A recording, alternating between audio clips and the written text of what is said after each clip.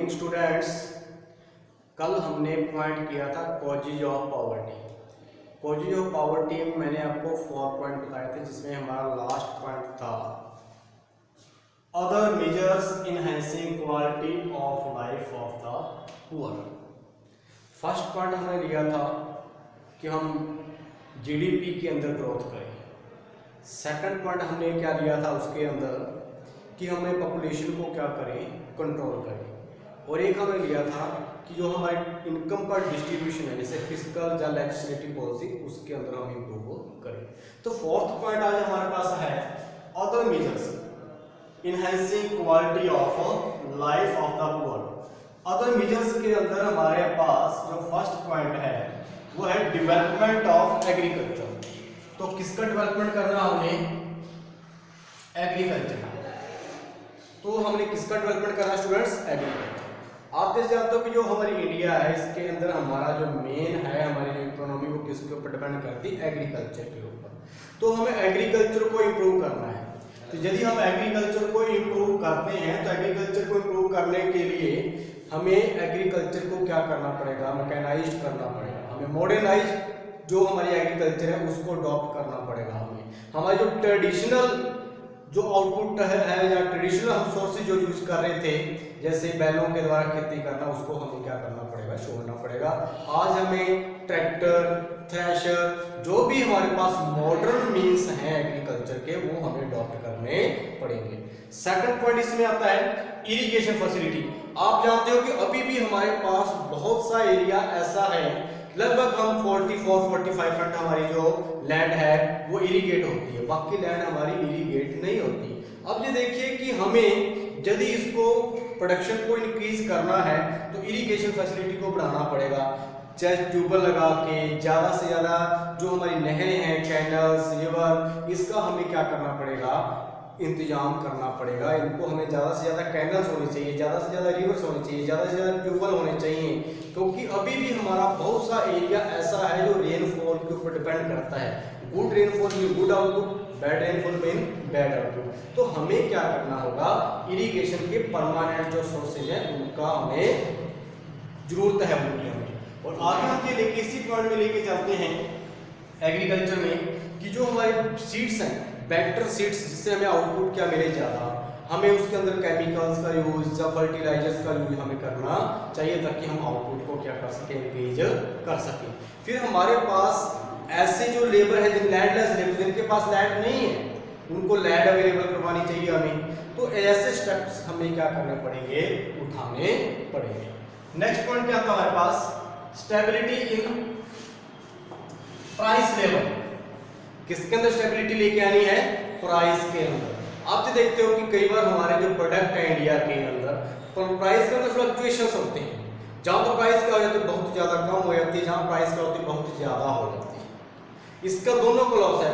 जैसे एक फार्मर ने अपने खेत के अंदर कोई भी वेजिटेबल है या कोई फूड ग्रेन, अपने फूड ग्रेन के लगभग जो प्राइस क्या होती है गवर्नमेंट के द्वारा फ्लोर प्राइस दे दी जाती है, लेकिन जितनी भी वेजिटेबल्स हैं उनकी हमारे पास मिनिमम प्राइस फिक्स नहीं है। यदि बहुत बढ़िया आउटपुट हो जाती है तो उसका मार्केट में रेट नहीं होता, और कई बार आउटपुट नहीं होती तो मार्केट में रेट बहुत ज़्यादा होता है, जिसका नुकसान किसको होता है?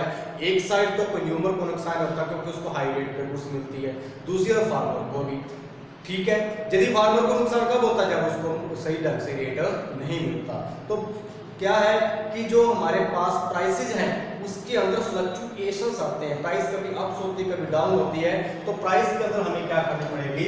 स्टेबिलिटी लेकर आनी पड़ेगी, ताकि प्राइस के अंदर ज्यादा फ्लेक्सिबिलिटी ना हो। आगे हमारे पास पॉइंट क्या आता है? Next, eradication of unemployment. Students, हमें अनएम्प्लॉयमेंट जो है, अंडर एम्प्लॉयमेंट है, इन सभी को हमें क्या करना पड़ेगा? रिमूव। जैसे हमारा विलेज लेवल के ऊपर हमें ज़्यादा से ज़्यादा रूरल एरिया के अंदर अपॉर्चुनिटीज करनी चाहिए। हमें ज़्यादा से ज़्यादा जो कॉटेज इंडस्ट्रीज हैं वो ओपन करनी चाहिए। जितनी small industry, cottage industry open होगी उतना ही ज़्यादा लोगों को क्या मिलेगा? एम्प्लॉयमेंट मिलेगा।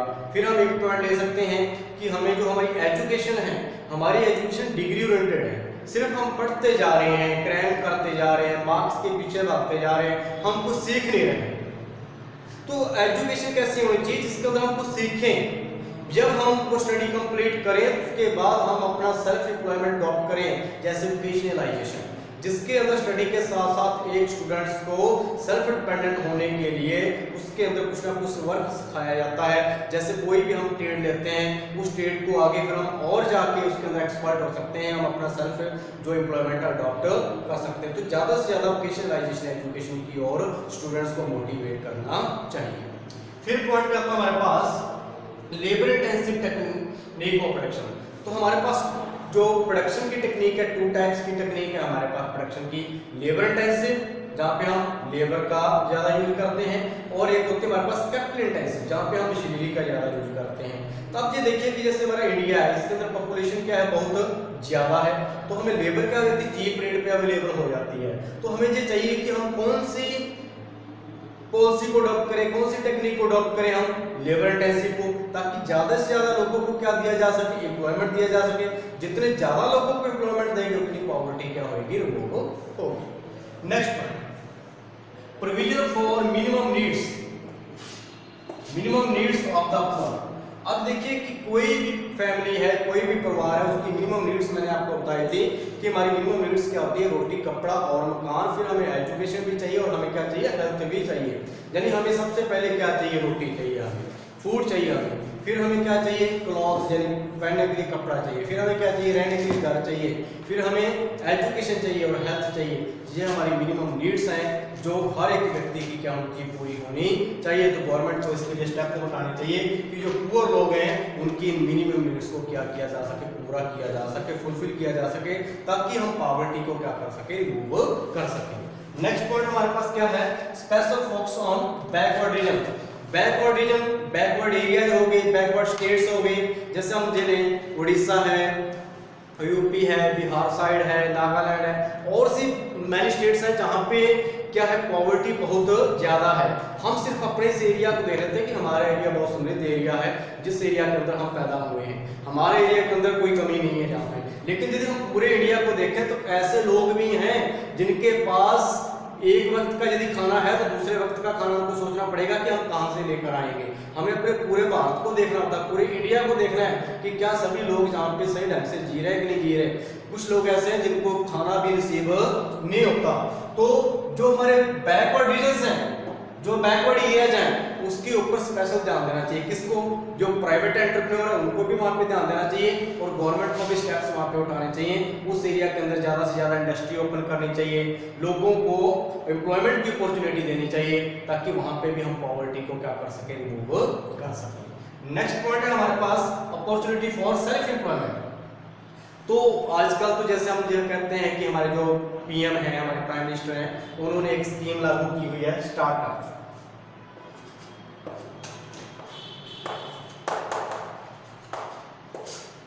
इसके अंदर क्या है कि जो एजुकेटेड पीपल हैं उनको लोन दिया जाता है गवर्नमेंट के द्वारा कि वो अपना सेल्फ एम्प्लॉयमेंट अडॉप्ट करें। तो मैं कहता हूं कि ये बहुत ज्यादा गवर्नमेंट को इसके लिए और ज्यादा स्टेप्स उठाने चाहिए कि ज्यादा से ज्यादा लोगों को ये लोन प्रोवाइड करें, ताकि वो लोग इसका बेस्ट यूज करें, सेल्फ एम्प्लॉयमेंट करें। जब सेल्फ एम्प्लॉयमेंट मिलेगा, मालूम मुझे सेल्फ एम्प्लॉयमेंट मैं अपना अडॉप्ट करता हूँ, मैं साथ में 2-4 लोगों को और एम्प्लॉयमेंट देता हूँ, मुझे तो एम्प्लॉयमेंट मिला ही मिला, लेकिन मैंने साथ में एम्प्लॉयमेंट को क्या किया, क्रिएट भी किया। तो यदि ऐसा होता है तो हम अपनी कंट्री से अनएम्प्लॉयमेंट को क्या कर सकते हैं, दूर कर सकते हैं। कोई भी वर्क छोटा नहीं होता, हमें अपने हाथों से वर्क करना सीखना चाहिए, हमारे अंदर स्किल आनी चाहिए कि हम उस वर्क को अडॉप्ट करें, ताकि हम पॉवर्टी को क्या करें, रिमूव करें। पॉवर्टी को तभी रिमूव कर सकते हैं जब हम कोई ना कोई वर्क करेंगे। उस वर्क से हम किसके अंदर कंट्रीब्यूट करेंगे, अपनी जो देश है हमारा देश, उसकी कंट्री में इकोनॉमी के अंदर भी हम कंट्रीब्यूट करेंगे, जीडीपी के अंदर भी हम कंट्रीब्यूट करेंगे। इस प्रकार हम पॉवर्टी को क्या कर सकते हैं, रिमूव कर सकते हैं। ज्यादा से ज्यादा लोगों को क्या होती है, सेल्फ एम्प्लॉयमेंट के लिए अडॉप्ट करना चाहिए, और उसके लिए उनको इजी टर्म्स के ऊपर लोन अवेलेबल करवाना चाहिए, लो रेट ऑफ इंटरेस्ट के ऊपर करवाना चाहिए। Next point, effective public distribution system, जिसको अपन पीडीएस बोलते हैं। आप जब जानते हो कि जो हमारी फेयर डिपो शॉप होती है, उसके द्वारा पब्लिक को, जो पुअर फैमिलीज हैं, बीपीएल फैमिलीज हैं, उनको क्या किया जाता है, फूड ग्रेन्स लेस रेट के ऊपर, लो रेट के ऊपर अवेलेबल करवाया जाता है। तो आपने पहले देखा होगा और अब भी देखा है कि अब हमारी जो गवर्नमेंट है उन्होंने इसको आधार कार्ड से क्या कर दिया, अटैच कर दिया है कि जो अनाज है उस व्यक्ति, जो व्यक्ति जिंदा है उसके खाते में ही जाए, उसके पास जाए, जो ओरिजिनल व्यक्ति उसी को मिले। तो पहले क्या था कि हमने न्यूज़ सुनी है कि जो व्यक्ति अभी पैदा भी नहीं हुए, जब वो मर गए हैं फिर भी उनके अकाउंट में जा रहा है। तो कहाँ जा रहा है अनाज? इसका मतलब तो ये गड़बड़ी हो रही है ना हमारी कंट्री के अंदर कि जिस व्यक्ति को मिलना चाहिए उस व्यक्ति को नहीं मिल रहा और जिसको नहीं मिलना चाहिए उसको मिल रहा है। आजकल क्या होता है कि मैंने भी कुछ देखा है, कई रिच पीपल हैं, उनके जो कलर वाले कार्ड हैं, पिंक कार्ड है, येलो कार्ड बने हुए हैं, लेकिन जो गरीब लोग हैं, पुअर लोग हैं, मैं जिनको खुद जानता हूँ, उनके नहीं बने हुए, जिनको वास्तव में रियल में जरूरत है।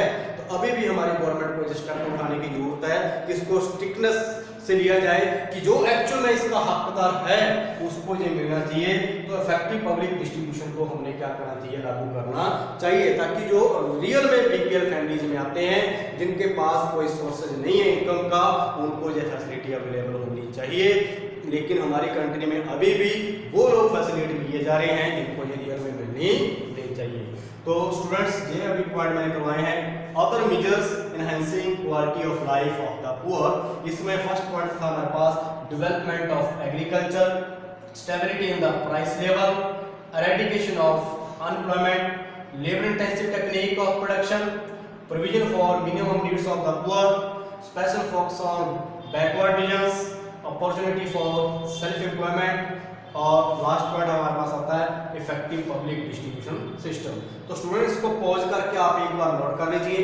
अभी कुछ स्टेप्स हैं जो गवर्नमेंट के द्वारा उठाए जाते हैं स्टेप्स, वो मैं आपको अभी बता रहा हूँ। इसको पॉज कर लीजिए और नोट कर लीजिए।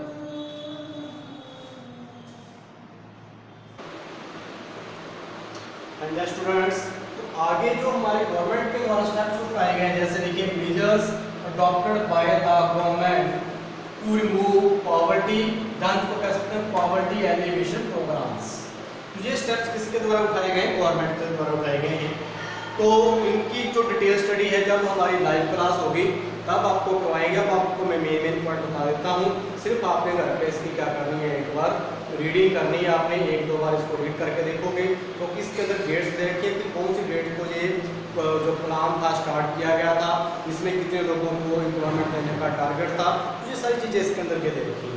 तो फर्स्ट पॉइंट क्या था हमारे पास, स्वर्ण जयंती ग्राम सब रोजगार योजना।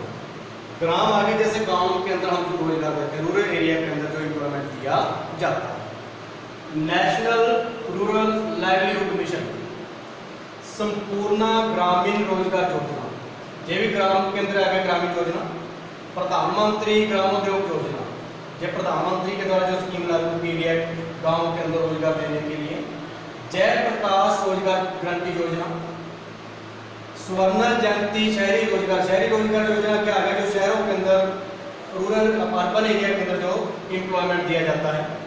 Prime minister Rozgar Yojana, development of small and cottage industry, ज़्यादा से ज़्यादा कोटेज इंडस्ट्री। आपको पहले कहा कि कभी भी हमें कंट्री के अंदर अनएम्प्लॉयमेंट को रिमूव करना है तो हमें ज़्यादा से ज़्यादा इंडस्ट्री ओपन करनी पड़ेगी, स्मॉल इंडस्ट्री ओपन करनी पड़ेगी, जहाँ पे किसके द्वारा वर्क होता है, लेबर इंटेंसिव टेक्नोलॉजी को हम अडॉप्ट करते हैं। तो जितनी हम लेबर इंटेंसिव जो टेक्निक अडॉप्ट करेंगे उतनी ही ज़्यादा लोगों को एम्प्लॉयमेंट मिलेगा, उतनी पॉवर्टी क्या होगी, रिमूव होगी। लास्ट पॉइंट क्या है इसमें, मिनिमम नीड्स प्रोग्राम। तो जो हमारा पुअर फैमिलीज होती हैं उनकी मिनिमम नीड्स क्या होती हैं, उनको पूरा करने के लिए। तो ये भी हमारे पास कितने पॉइंट हुए, 9 पॉइंट द्वारा। फिर 16 स्टूडेंट्स, स्वर्ण जयंती ग्राम सब रोजगार योजना, नेशनल रूरल लाइवलीहुड मिशन, संपूर्ण ग्रामीण रोजगार योजना, प्रधानमंत्री ग्रामोद्योग योजना, जयप्रकाश रोजगार गारंटी योजना, स्वर्ण जयंती शहरी रोजगार योजना, prime minister Rozgar Yojana, development of small and cottage industry, minimum needs programme. आप इसको पॉज करके नोट कर लीजिए। अभी 3 पॉइंट इसके और हैं, मैं वो पॉइंट आपको लिखवा देता हूँ।